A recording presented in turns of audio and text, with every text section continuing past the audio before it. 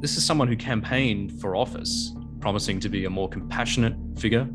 There's a lot of people who don't expect a heck of a lot from Joe Biden. They just expect him to not be Donald Trump.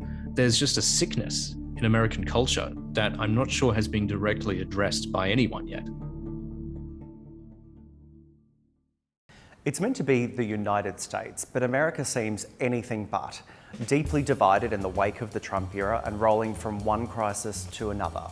He might have left the White House, but Donald Trump continues to hold rallies across the country.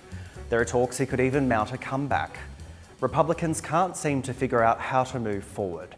Democrats seem paralysed. Joe Biden is far from a perfect president. What does all this mean for the most powerful country in the world?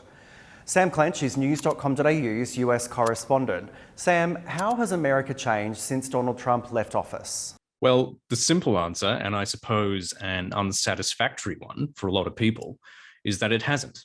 It hasn't changed in any lasting, meaningful sense since Joe Biden entered the White House. Certainly, day-to-day politics are very different than they were under Donald Trump, for pretty obvious reasons.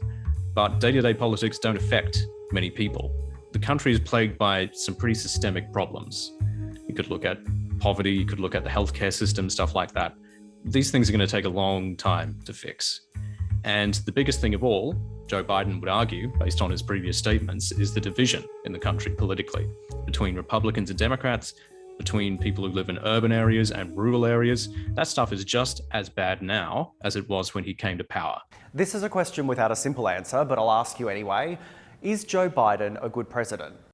I think it's certainly too early to be rendering any sort of final judgment on Joe Biden as a president, but I would note that we're having this conversation in the context of America's disastrous withdrawal from Afghanistan, which has happened under his watch and under his orders. This is someone who campaigned for office, promising to be a more compassionate figure than his predecessor, promising to be more competent. And yet here we have a withdrawal which has been incompetent on every level. And also, we have Joe Biden showing, frankly, very little empathy for the Afghans who helped the United States. Because he's following on the heels of Donald Trump, you might think that Joe Biden is a far superior president to Donald Trump. That doesn't make him a good president. The man he replaced might be gone, but he's still very present. What kind of influence does Donald Trump yield in American politics? Well, he certainly still wields immense influence in the Republican Party and in the conservative movement. When a Republican is running for office and seeking the party's nomination, his is the first endorsement they seek out. It's the most valuable. Every indication is that he is not going away. Who's the likely Republican candidate in the next US election?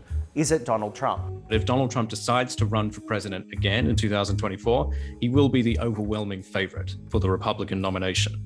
Whether he would be a favorite for the general election is another matter, given his unpopularity with the public, given the fact that last time he was in power, he tried to overturn the result of the last election. That's, for a lot of people, a bit of a disqualifier. Donald Trump said out loud that he called Georgia Governor Brian Kemp and tried to get him to throw out the 2020 election results.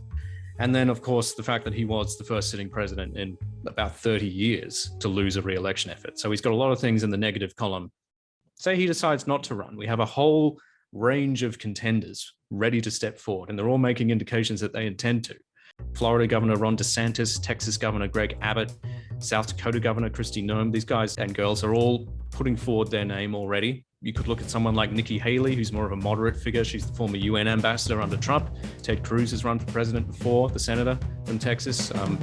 And then, of course, we mentioned loyalty. There's the former vice president, Mike Pence, who was extremely loyal to Donald Trump for 4 years, until about 2 weeks before Trump left office, when he suddenly turned himself into a pariah with the president and his supporters by refusing to unilaterally overturn the election result.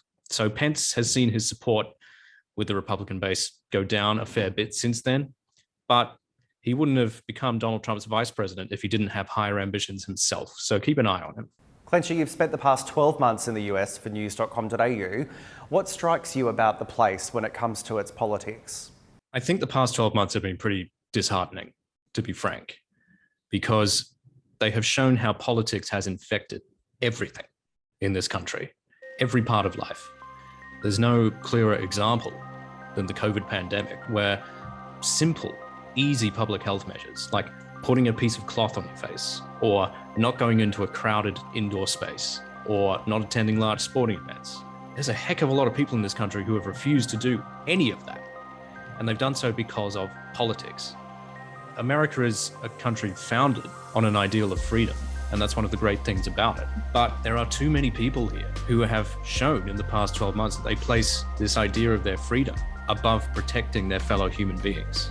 You know, there's a death toll of about 630,000 people in the United States from COVID. I don't know how many of those people died because their neighbors were not willing to take the steps necessary to protect them, but it ain't zero, it's thousands. That is an indictment of the politics of this country, and that is something that is being reinforced by many of their politicians. But on the other hand, you know, we have also seen what America can do when it comes together. Look at the vaccination rollout for the first half of this year. Look at the development of the vaccines under Donald Trump last year. There have been bright spots, but there's just a sickness in American culture that I'm not sure has been directly addressed by anyone yet.